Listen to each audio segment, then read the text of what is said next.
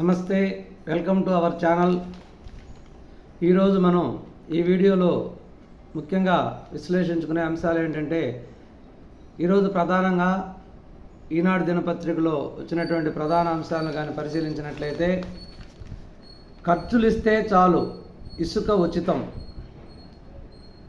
ఖర్చులిస్తే చాలు ఇసుక ఉచితం, సేనరేజ్ నిర్వహణ ఖర్చులు మాత్రమే వసూలు, నగదు లావాదేవీలు ఉండవు, డిజిటల్ చెల్లింపులే. 2019-2021 ఇసుక విధానాల ఉపసంహరణ, త్వరలో కొత్త విధానం, అప్పటి వరకు నిల్వ కేంద్రాల్లోని ఇసుక అందజేత, ఉత్తర్వులు జారీ చేసిన ప్రభుత్వం, మొదలైన ఇసుక సరఫరా. ఇసుక విధానంలో పూర్తిగా ఇసుక ఉచితం అనేది నిర్ణయించి అది మొదలుపెట్టడం జరిగింది. కానీ ఇప్పుడు ప్రాథమిక దశలో యార్డులో నిల్వ ఉన్నటువంటి ఇసుక ప్రజలకు అందజేస్తున్నారు. ఈ ప్రజలకు అందజేయటంలో దాదాపు నిర్వహణ ఖర్చులు, ట్రాన్స్పోర్ట్ ఖర్చులతో కలిసి వినియోగదారుల మీద పడుతుంది. అంటే దాదాపు ఇది టన్నుకి ఒక్కొక్క ఏరియాలో ఒక్కొక్క విధంగా ఉంటుంది. అంటే ఒక జిల్లాను యూనిట్ చేసుకుని ఆ జిల్లా మొత్తం ఒకే రేటుగా నిర్ణయించినట్టు తెలుస్తున్నది. అంటే ఫర్ ఎగ్జాంపుల్గా నెల్లూరు జిల్లా, నెల్లూరులో ఎక్కడ ఏ యార్డ్ నుంచి అయినా కూడా టన్ను 370 రూపాయలు. అదేవిధంగా కృష్ణా, గుంటూరు జిల్లాలో అయితే టన్ను 250 రూపాయలు. ఈ విధంగా ఒక్కొక్క జిల్లాలో ఒక్కొక్క రకంగా టన్ను రేటు ఉంటుంది. సరే, ఇది టోటల్గా పారదర్శకంగా ఉంది, ఇది మంచిదే. ప్రభుత్వ ఉద్దేశము, ప్రభుత్వ నిర్ణయము కరెక్టే. కానీ మీరు పెట్టిన విధానాలు, నిబంధనలు కూడా ప్రాక్టికల్స్గా ఆలోచించండి. ప్రాక్టికల్స్గా ఇవి ఎంతవరకు సమంజసము, అంటే మన ఉద్దేశం, ప్రభుత్వం యొక్క ఉద్దేశం అనేది కింది స్థాయి వరకు నెరవేరుతుందా లేదా అనేది కూడా చూడాలి. దీని గురించి అంటే ఇది మొదటి రోజే కాబట్టి ఈరోజు 1-2 రోజులు చూసినట్లయితే పూర్తిగా దీంట్లో ఉండే లోటుపాట్లు అర్థమవుతాయి. అంటే పేపర్ మీద ఉండే నిబంధనలకి ప్రాక్టికల్స్కి కూడా తేడా ఉంటుంది. అది అధికారులు గ్రహించుకోవాలి. అంటే అధికారులకి ప్రాక్టికల్ నాలెడ్జి తక్కువ ఉంటుంది, వాళ్ళకి పేపర్ నాలెడ్జి ఎక్కువ. అంటే ప్రభుత్వ ఉద్దేశంతో వాళ్ళకి సంబంధం లేకుండా ప్రభుత్వం ఇచ్చిన విధానాల ప్రకారం అమలుపరచాలని అనుకుంటారు. అది ప్రాక్టికల్స్గా కూడా కొంత ఇబ్బంది వస్తుంది, దానివల్ల ప్రభుత్వం కూడా చెడ్డ పేరు వస్తుంది. సో చూద్దాం, దీని విధి విధానాలు మొత్తం పూర్తిగా 1-2 రోజులు పరిశీలించిన తర్వాత దీని గురించి పూర్తి వివరాలతో మరొక వీడియోలో దీని గురించి విశ్లేషించుకుందాం. ఇది ఒక ప్రధాన ఐటమ్ ఈరోజు దినపత్రికలలో. అక్రమాలు నిజం, తప్పు మాత్రం మాది కాదు. వైకాపా పాలనలో భూములు స్వాహాపై రెవెన్యూ అధికారుల నివేదిక. అసమగ్రంగా ఉందంటూ చంద్రబాబు అసంతృప్తి. అప్పటి భూ కబ్జాలపై త్వరలో శ్వేతపత్రం. అంటే ప్రభుత్వం మారిన వెంటనే టోటల్గా రెవెన్యూ మీద ఒక రకమైన ఆదేశాలు ఇవ్వటం జరిగింది. టోటల్గా వైకాపా పాలనలో భూములు విధానాలపై, భూముల మీద జరిగిన మార్పు చేర్పులపై ఒక రిపోర్ట్ ఇవ్వమని అధికారులను ఆదేశించడం జరిగింది. ఈ అధికారులు సమగ్రంగా అవన్నీ పరిశీలించి, అంటే జగనన్న కాలనీలు కావచ్చు, జగనన్న లేఅవుట్లు కావచ్చు, పేదలకు పెంచిన భూములు కావచ్చు, అసైన్డ్ ఒరిజినల్ పట్టాలుగా మార్పు చెందినవి కావచ్చు, టోటల్గా వీటన్నిటి మీద ఒక రిపోర్ట్ తయారు చేసి ప్రభుత్వానికి నేను అందజేయడం జరిగింది. ఈ ప్రభుత్వానికి అందజేసే పద్ధతిలో అక్రమాలు జరిగింది వాస్తవమే, కానీ ఇందులో అధికారుల తప్పు లేదు అని రిపోర్ట్లు ఇవ్వడం జరిగింది. అది ఎలా సాధ్యం? అక్రమాలు జరిగినప్పుడు దాంట్లో అధికారుల పాత్ర ఖచ్చితంగా ఉంటుంది. అధికారులకు తెలియకుండా దేంట్లో కూడా అక్రమాలు అనేవి జరగవు. కాబట్టి అధికారులు ఖచ్చితంగా దీంట్లో ప్రముఖ పాత్ర వహించుంటారు. కాబట్టి ఆ అక్రమాలలో తప్పు చేసిన అధికారులకు ఖచ్చితంగా శిక్ష పడాలి. ఈ రిపోర్టు చూడటంతో చంద్రబాబు నాయుడు గారు అసంతృప్తిని తెలియజేసినట్టు తెలుస్తున్నది. రష్యాతో మరింత సుదృఢ బంధం, ప్రాంతీయ శాంతికి మద్దతుగా నిలుస్తాం, మోదీ ఉద్ఘాటన. భారత ప్రధానికి ప్రత్యేకంగా విందిచ్చిన పుతిన్. మాస్కోలో ప్రధాని మోదీకి స్వాగతం పలుకుతున్న రష్యా అధ్యక్షుడు పుతిన్. మాస్కో పర్యటనలో మోదీ గారు ఉన్నారు. మోదీ పుతిన్ ఇద్దరు కలిసి సమావేశాన్ని ఏర్పాటు చేసుకోవడం జరిగింది. రష్యాతో భారత్ మరింత దృఢమైన బంధాన్ని కలిగి ఉంటుందని చెప్పడం జరిగింది. సహజంగా భారత్కి రష్యా సహజ మిత్రులు. సుదీర్ఘ కాలం నుంచి కూడా రష్యా మధ్య, ఇండియా మధ్య మైత్రి బంధం కొనసాగుతూ ఉంటుంది. ఇది దృఢంగా ముందుకు సాగాలని ఇద్దరు కూడా అభిప్రాయపడటం జరిగింది. నీట్ లీక్ వాస్తవమే, విస్తృత ఎంతో తేలాలి, అక్రమ లబ్ధిదారులు ఎందరో గుర్తించాలి, ఈ సమాచారం ఆధారంగానే మళ్లీ పరీక్షపై నిర్ణయం. నీట్ యూజీ వివాదంపై సుప్రీంకోర్టు తదుపరి విచారణ 11కు వాయిదా. నీట్ లీక్ అయింది వాస్తవమే, దీని యొక్క లీక్ అయిన విస్తృత పరిధి ఎంతవరకు ఉందో, ఈ లీకేజీ వలన ఎంతమంది లబ్ధి పొందారు, ఇది ఓన్లీ కొంతమంది సెలెక్ట్ చేసిన అభ్యర్థులకు మాత్రమే అందిందా, లేదా విస్తృతంగా సోషల్ మీడియాలో ప్రచారం జరిగి అందరికీ తెలిసిందా అనేది కూడా సిబిఐ దర్యాప్తులో తేలుతుంది. ఈ సిబిఐ దర్యాప్తులో తేలిన తర్వాత పూర్తిగా నీట్ కౌన్సిలింగ్ మీద కానీ లేదా రీ ఎగ్జామ్ పెట్టాలనే దానిపైన కానీ ఒక నిర్ణయం రావడం జరుగుతుంది. రీ ఎగ్జామ్ అనేది చాలా కష్టంతో కూడుకున్న పని. ఎందుకంటే ఎంతోమంది వ్యయ ప్రయాసాలు కోర్చి సుదీర్ఘంగా నీట్కి ప్రిపేర్ అయ్యి చదువుకొని రాసినటువంటి విద్యార్థులు ఎగ్జామ్ మళ్ళీ పెడితే చాలా ఇబ్బంది పడతారు, నష్టపోతారు అనే అభిప్రాయం కూడా సుప్రీంకోర్టులో ఉంది. కానీ ఈ లీకేజీ సమస్య అనేది ఎంతవరకు ప్రభావితం చూపిస్తుంది అనేది కూడా పూర్తిగా తెలుసుకొని దాని మీద ఒక నిర్ణయం తీసుకోవాలి అని సుప్రీంకోర్టు అభిప్రాయపడటం జరిగింది. దీన్ని వచ్చే ఈ నెల 11వ తేదీకి వాయిదా వేయడం జరిగింది.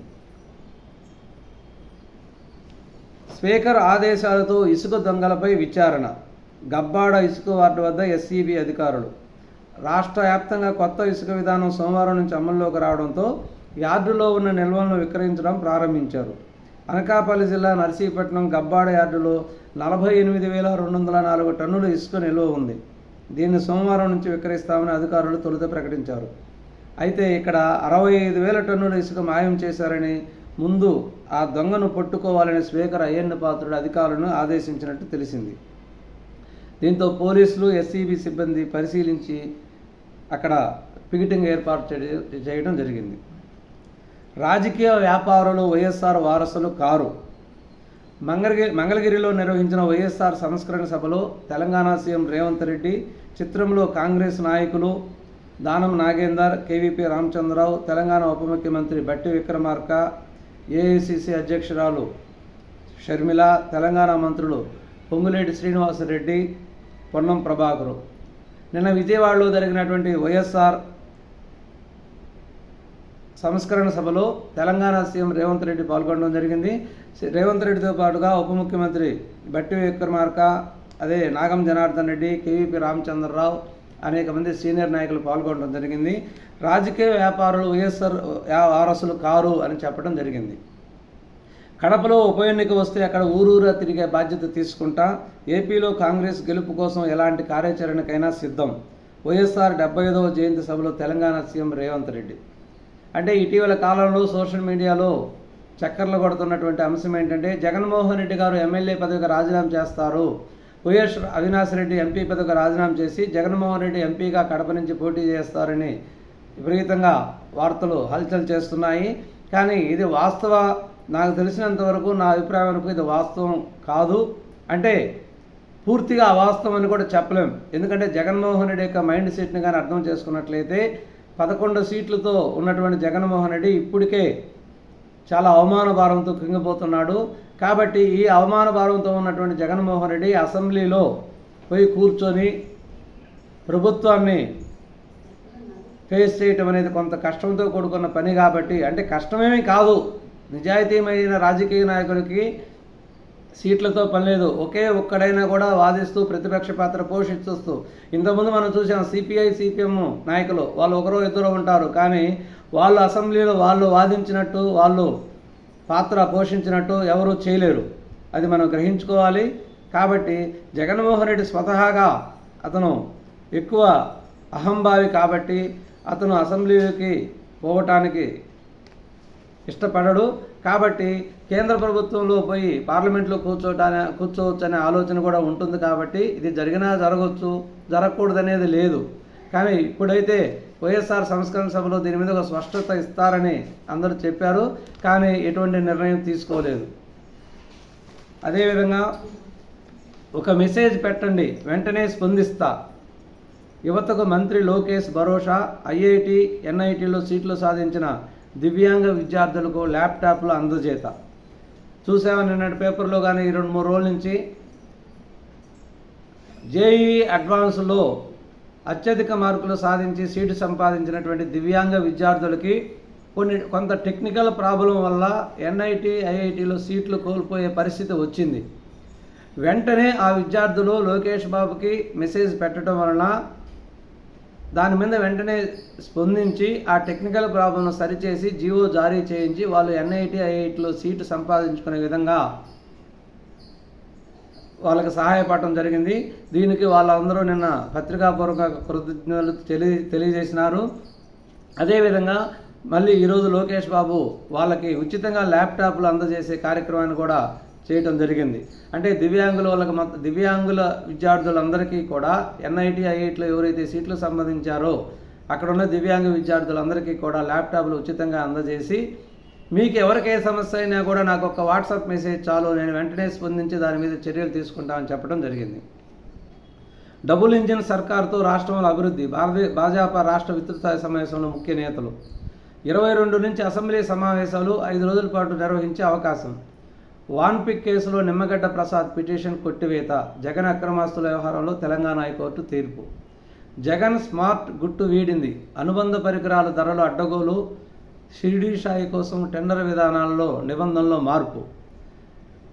మనం చూసాము, ఎలక్ట్రికల్ వర్క్ కానీ ఎలక్ట్రికల్ సంబంధించిన పర్చేజింగ్ కానీ ఎక్కడ ఏదున్నా కూడా అది షిరిడీ సాయి ఎలక్ట్రికల్ వాళ్ళకే ఇప్పిస్తున్నారు.